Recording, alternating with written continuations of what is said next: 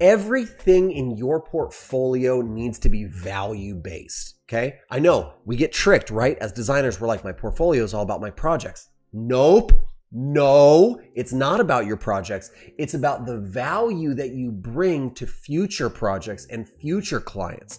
It's about how awesome you are and how badly people want to work with you. Don't get those things mixed up. Your portfolio is not about you. Your portfolio is about them. Your portfolio is not about your work. It's about their money. Your portfolio is not about your designs or your visuals. It's about the value that we bring to people as designers.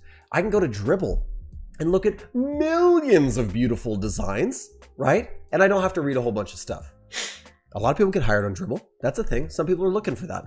But what you want to move from getting $500 logo clients to getting $10,000 logo clients? You want to stop making $500 websites and start making $20,000 websites? It has to be about value. That's the difference between expensive people and non-expensive people. The non-expensive people don't realize it's not about the work, it's about value. So I need to know what the problem was, how quickly you solved it, how much money you made them, how many leads you gained them, how much traffic increased. I need to know the value you'll bring to me, but it's important, it's important, it's important.